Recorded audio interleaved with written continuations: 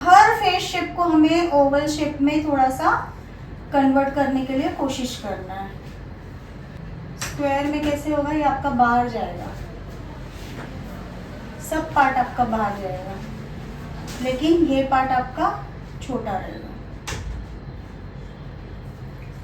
Side पूरा forehead के यहाँ से आप पूरा लोगे, आपके जॉ लाइन तक आप क्या करोगे, कॉन्टोर करोगे। ऊपर में आप हाईलाइट करोगे, नीचे चिन पार्ट को आप लोग हाईलाइट करोगे। ठीक है, पूरा आपको ओवल बन जाएगा। इससे पूरा बन नहीं जाएगा, थोड़ा सा इफेक्ट दिखेगा। समझ में आ रहा है ना, कॉन्टोर और हाईलाइट। फेस शेप को कैसे, ये बोन्स पे आपको कहाँ हाईलाइट करना है वो सब, या कहाँ कॉन्टोर करना है, ये हम लोग बाद में। ठीक है, स्किन के टाइप, क्योंकि आप लोग जब मेकअप करने जाओगे तो आप लोग को पहचानने आना चाहिए। हमारे 5 स्किन के टाइप्स होते हैं। एक होता है नॉर्मल, जैसे अभी रिया का स्किन ले लो, कम एज की लड़कियों का ज़्यादातर नॉर्मल स्किन ही होता है, ऑयली भी होता है, पिंपल्स आते हैं। ठीक है, नॉर्मल स्किन आपको देख के ही पता चलेगा, ना ड्राई होगा ना ऑयली होगा, बैलेंस स्किन होगा नॉर्मल स्किन।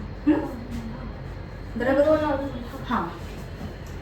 फिर सेकंड हमारा क्या है, ऑयली। तो बहुत ज़्यादा ऑयली दिखेगा फेस, क्योंकि क्रीम हमारा क्या होता है, ऑयल बेस्ड होता है कभी भी।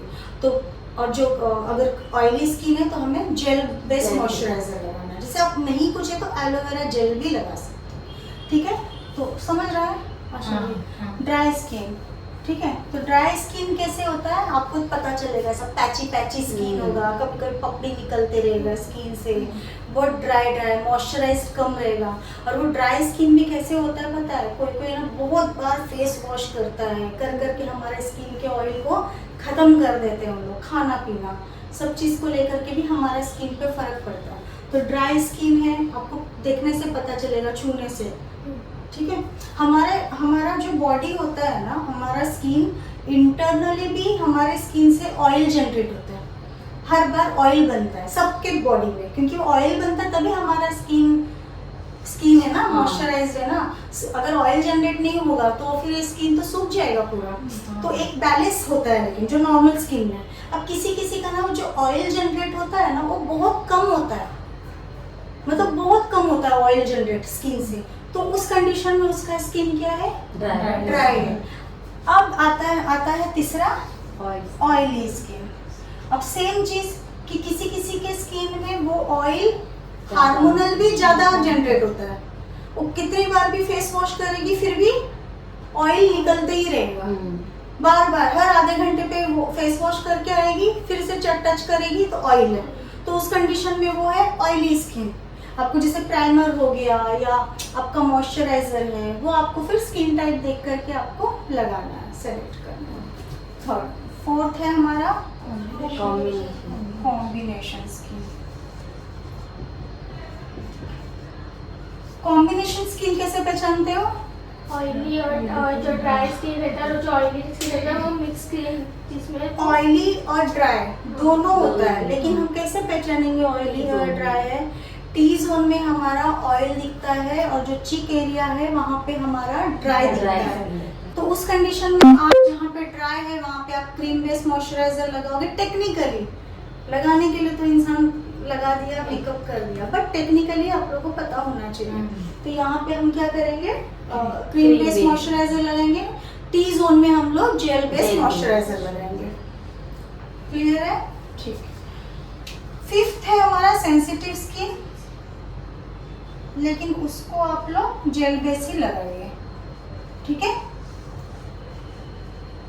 क्रीम बेस मत लगाइए। सेंसिटिव स्किन मतलब बहुत जल्दी छूने से इरिटेशन होने लगेगा, जस्ट टच करोगे रेडनेस आएगा, कुछ भी चीज उसके फेस पे लगाओगे तो फटक से रिएक्शन करेगा। तो ऐसा स्किन सेंसिटिव स्किन होता है। अब उस तरह का आपके पास मेकअप के लिए कोई आया तो आप जेल बेस का प्राइमर, जेल बेस का, क्योंकि आप क्रीम वाला चीज ऑयल बेस्ड क्रीम आप उस पर लगाओगे तो और ज्यादा एक्नेज रैशेस उसको आ सकते हैं।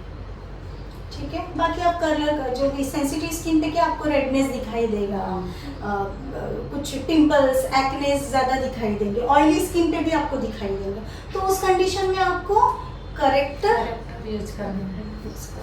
ठीक है। इतना चीज़ आया, क्लियर है, समझ में आ रहा है ना? इतना जितना बताया अभी तक।